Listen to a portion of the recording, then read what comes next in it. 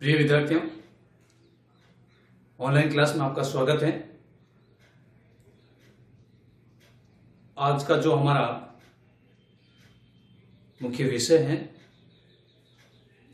वो कबीर है और कबीर की जो पुस्तक जो उसके प्रिय शिष्य धर्मदास ने लिखी थी बीजक, और बीजक में से ही एक प्रकरण है और उसका नाम है रस को अंग। ध्यान दीजिए आप लोग, ये बीजक पुस्तक धर्मदास ने लिखी थी और ये बीजक में से शब्द जो एक दूसरा पार्ट कह सकता है, आपको दूसरा भाग कह सकता है, और शब्द में से रस को अंग ये लिया गया है।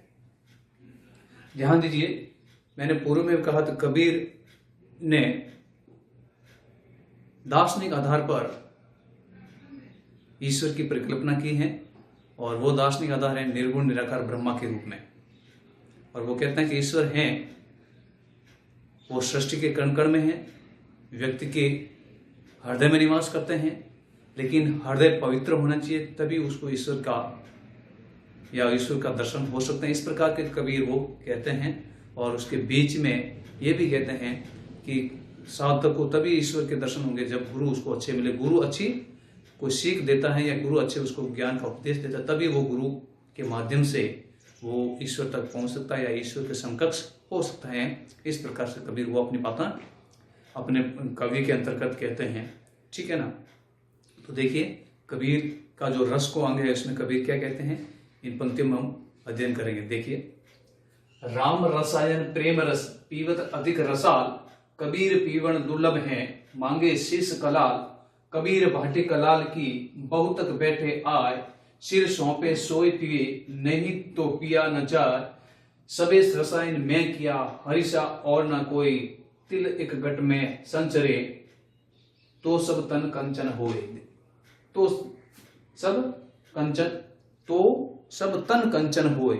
कबीर देखिए कितनी अच्छी बात कहते हैं कि रस को अगाएं, रस को जो अंग है, और रस का वैसे शाब्दिक अर्थ होता है, रस का शाब्दिक अर्थ होता है आनंद। क्या होता है बच्चों? आनंद, ठीक है ना। और इसको ब्रह्म आनंद की स्थिति कह सकते हैं, ठीक है ना। कबीर कहते हैं, क्या कहते हैं इसमें देखिए, इस पंक्तियों के माध्यम से हमने समझा रहे हैं कि राम रसायन प्रेम रस, राम रसायन प्रेम रस पीवत अधिक रसाल। वो कहते हैं, हे संसार के लोगों, हे भक्तों, हे ईश्वर के भक्ति करने वाले साधकों, ये राम का जो नाम है, राम रूपी नाम का अगर कोई व्यक्ति रसायन के माध्यम से या उसके रस को पी लेता है, ठीक है ना, और पीने से उसको बहुत ज्यादा, वो ज्यों ज्यों पीता है उसको त्यों त्यों वो बहुत अच्छा लगता है, अर्थात उसको बहुत ही मधुर लगता है, मीठा लगता है, ठीक है ना। व्यक्ति एक बार पीने से तृप्त नहीं होगा, इसको जितना वो पीते रहेगा उतनी ही उसको आनंद की प्राप्ति होगी, ब्रह्म आनंद की प्राप्ति होगी। इसलिए राम रसायन, जो राम का रसायन कैसा है, वो प्रेम का रस है। कैसा रस है बच्चों? प्रेम का रस। और प्रेम का रस ऐसा है, जो व्यक्ति ज्यों ज्यों राम की भक्ति में डूबता है त्यों त्यों उसको अधिक आनंद की अनुभूति होती है। कहने का मतलब ये है। आगे क्या कह रहा है, कबीर पीवण दुर्लभ है मांगे शीश कलाल।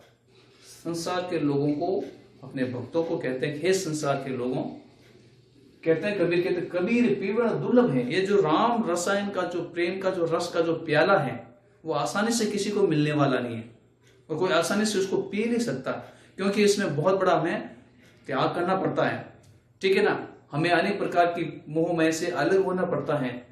क्या कह रहा है कबीर? कबीर पीवण दुर्लभ है। क्या है? दुर्लभ, ठीक है ना।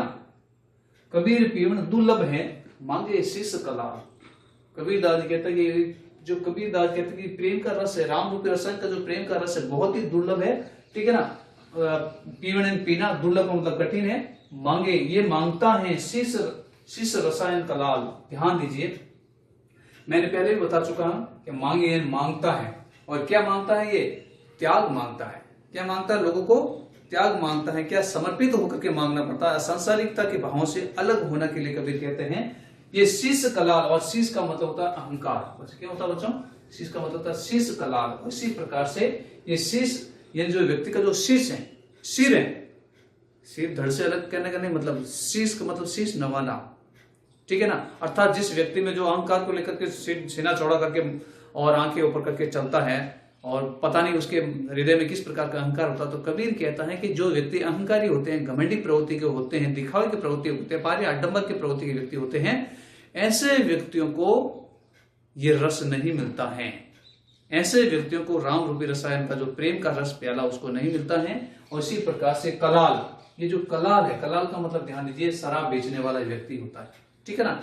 अब शराब बेचने वाला ये मध्यकाल की बात है बच्चों, आज भी है, लेकिन लोग अलग अलग, खूब सारे लोग शराब का व्यवसाय करते हैं, लेकिन मध्यकाल में शराब बेचने की एक विशेष रूप से जाति थी। आज हमारे समाज में व्याप्त है जो शराब बेचने के कार्य करती हैं, ठीक है ना। आज भी ये जातियां हैं, साथी के लोग खूब शराब का काम बेचने का काम होता है। इसीलिए कहते हैं कि जो कलाल होता है शराब बेचने वाला, वो ऐसे लोगों को शराब नहीं बेचता है जो व्यक्ति उनके सामने सीधे होकर के खड़े होंगे और झुक करके खड़े होंगे, अर्थात कहने का मतलब विनम्र होकर के खड़े होंगे, तभी वो व्यक्ति उनको शराब देगा। कहने का मतलब है एक शराब का मतलब तो ये होगा शराब बेचने वाला, दूसरा शराब का मतलब होता है गुरु।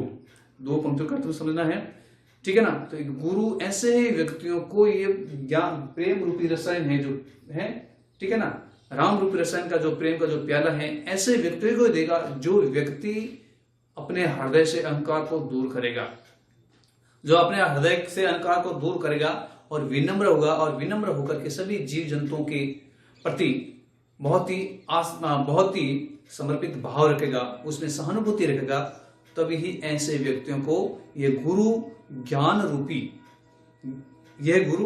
रूपी राम रसायन का प्रेम का जो प्याला वो ऐसे व्यक्तियों को वो ही देता है, अन्यथा किसी व्यक्ति को दे नहीं सकता है। इसलिए बहुत ही दुर्लभ है ये ऐसे क्या है, प्रेम रसायन का जो प्याला है। आगे कह रहे कबीर भाटी कलाल की बहुत तक बैठे आए, सिर सौंपे सोई पीवे नहीं तो पिया न जाए। अगली पंक्ति में कबीर कह रहा है कबीरदास जी कहते हैं कि हे संसार के लोगों, ये राम रूपी रसायन का जो प्रेम, राम रसायन का जो प्रेम का जो प्याला है, ठीक है ना, आसानी से नहीं मिलता। एक सीधी सी बात है कि जो शराब बेचने वाला जो व्यक्ति होता है, ज्यों ही शराब बनाने की प्रक्रिया प्रारंभ करता है, भट्टी पर वो शराब चढ़ाता है, या उसके एक रासायनिक प्रक्रिया होती है बच्चों, ठीक है ना, वो चढ़ाता है, तो उसको भट्टी पर ज्यों ही चढ़ाता तो बहुत सारे जो शराबी जो रात दिन को जो शराब पीते हैं उनके घर के सामने आकर के वो बैठ जाते हैं। कहने का मतलब ये है बहुत तेरे जैसे व्यक्ति हो जो शराब पीने के जो आदि होते हैं, ठीक है ना, बहुत का मतलब ये तो बहुत मुक्ति कामी व्यक्ति होते हैं, शराब पीने के जो आज ऐसे व्यक्ति होते हैं जो उनके घर के सामने आकर बैठ जाते हैं, ठीक है ना। अब क्या कह रहे हैं, उस किसके कलाल के घर के सामने आकर के सिर सौंपे सोई पिए नहीं तो पिया ना जाए।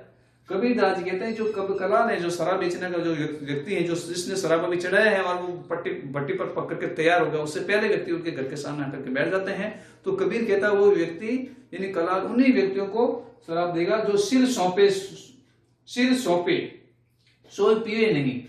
जो सिर सौंपेगा वो विनम्र होगा, वो वास्तव में उनके सामने बिल्कुल सीधा बन करके खड़ा रहेगा और उनका व्यवहार अच्छा रखेगा, तो ही ऐसे व्यक्तियों को वो शराब देगा, अन्यथा देने वाला नहीं तो पिया ना जाए, नहीं तो वो उसको पिया नहीं जाए, ठीक है ना, वो उसको दे नहीं सकता। कहने का मतलब यही वही बात यहीं पर बता रहा कबीर। तो कबीर यहाँ पर वापस कहता है कि हे संसार के लोगों, जैसे ही अब यहाँ पर कलाल किसको बताया, गुरु, जैसे ही गुरु ज्ञान के उपदेश के लिए देने के लिए चौपड़ी खोलते हैं, पुस्तक देते हैं, या पुस्तक नहीं, यहाँ अपने सामने खड़े होकर शिष्यों को शिक्षा देने का प्रयास करते हैं, समाज के लोगों को समझाने का प्रयास करते हैं, ठीक है ना, तो बहुत सारे लोग उनके सामने आकर के बैठ जाते हैं, सुनने के लिए बहुत सारे आ जाते हैं। लेकिन कबीर कहते हैं कि वो गुरु ऐसे ही व्यक्ति का चयन करेगा ज्ञान का उपदेश देने के लिए, अपना प्रिय शिष्य बनाने के लिए ऐसे व्यक्ति का उपदेश करेगा जो व्यक्ति, जो साधक, जो शिष्य, जो चेला, ठीक है ना, जो गुरु के प्रति समर्पित भाव रखे, ईश्वर के प्रति समर्पित भाव रखे, सिर सौंपे सोए पिए, अर्थात गुरु को आदर देगा, गुरु का सत्कार करेगा, ईश्वर में आस्था रखेगा, सांसारिक मोह माया को छोड़ने की चेष्टा करेगा, जो उसके मन में जो अनेक प्रकार की जो भोग विलास की जो वासनाएं होती है, भोग विलास की जो ऐसी दुर्भावनाएं होती हैं, ठीक है, कामी व्यक्ति की जो वासना है उसको वो परित्याग करेगा, तो व्यक्ति ऐसे व्यक्तियों को ही ये राम रसायन प्रेम है, ठीक है ना, वो दे सकता है। वही व्यक्ति ऐसे राम रसायन को प्रेम को पी सकते हैं, नहीं तो पिया न जाए। और जो सांसारिकता में जीता है, काम वासना में लिप्त रहता है, ऐसे व्यक्तियों से राम रूपी रसायन का प्रेम नहीं पिया जाता है, अर्थात उससे वो भगवान की भक्ति वो कर नहीं सकता है। और जब वो भक्ति करने का प्रयास भी करेगा तो लेकिन वो सफल नहीं होगा। इसलिए कबीर कहते हैं, हे संसार के लोगों, भक्ति करनी है तो सच्चे मन से करो। हमारे मन में अनेक प्रकार की काम, वासनाएं, लोभ, लालच, छल, कपट, राग, द्वेष, जो मानसिक संकीर्ण जो भावनाएं हम जो जिसको संज्ञा देते हैं, ऐसी भावनाएं जो अपने हृदय से हम अलग करेंगे, तभी हम राम रूपी रसायन का जो प्रेम है, राम रूपी रसायन, राम रूपी जो भक्ति का जो आनंद है, उसमें हम क्या करेंगे, हम उसमें डूबेंगे। और ज्यों ज्यों उस भक्ति में डूबते जाएंगे, त्यों त्यों राम रूपी रसायन की जो भक्ति का जो आनंद है, त्यों त्यों हमें आनंद की प्राप्ति होगी। जिस प्रकार से कोई व्यक्ति शराब पी करके मद मस्त हो जाता है, बहुत बड़ा वो पागल की जैसी स्थिति में हो जाता है, ठीक उसी प्रकार व्यक्ति उसी प्रकार राम रूपी भक्ति में ज्यों ज्यों वो भक्ति में लीन होगा, त्यों त्यों वो मदमस्त होकर के उसको बहुत अथाह आनंद की प्राप्ति होती है। अर्थात वो स्वयं संसार से ऊपर उठ करके वो आत्मा परमात्मा में लीन होने की स्थिति में वो पहुंच जाता है, वो ईश्वर के समकक्ष पहुंच जाता है, या ईश्वर जैसा वो ईश्वर जैसा बन सकता है। कबीर कहने का मतलब ये है। आज क्या कह रहे हैं, सबे रसायन में किया, हरि सा और ना कोई। कबीर दास कहते हैं, हे संसार के लोगों, जिस प्रकार से कलाल व्यक्ति लोगों को शराब बेचने के लिए इस प्रकार की प्रक्रिया करता है, ठीक है वैसे ही मैंने भी बहुत सारे रसायन मैंने किया, सब और भी रस पिए मैंने, और भी मैंने रस पिए। संसार में बहुत सारे रस होते हैं, ठीक है, आनंद का रस है, मृत्यु का रस है, नाचने का रस है, ना जाने अनेक प्रकार के रस है। आनंद है, रस का मतलब यहाँ पर आनंद के लिए है। तो मैंने बहुत सारे रसायन पिए हैं, सब रसायन में किया, सब रसायन मैंने किया, हरि सा और ना कोई। हे संसार के लोगों, हरि जो राम का जो जाप है, राम रूपी जो भक्ति का जो रस का आनंद है, उसके जैसा आनंद किसी रसों में नहीं है। हरि की भक्ति ही सर्वश्रेष्ठ है, हरि का भजन करना ही सर्वश्रेष्ठ, और हरि की भजन करने के परिणाम स्वरूप जो हमें अथाह आनंद की प्राप्ति, जो रस की प्राप्ति होती है, ऐसा रसायन किसी सांसारिक विषय वस्तु में ऐसा मुझे नहीं देखने को मिलता है। और कबीर आगे क्या कहता है, देखिए, तिल एक घट में संचरे, ध्यान दीजिए, तिल एक घट में संचरे, तब तो सब तन कंचन हो। ध्यान देने की बात है। क्या कह रहा है यहां पर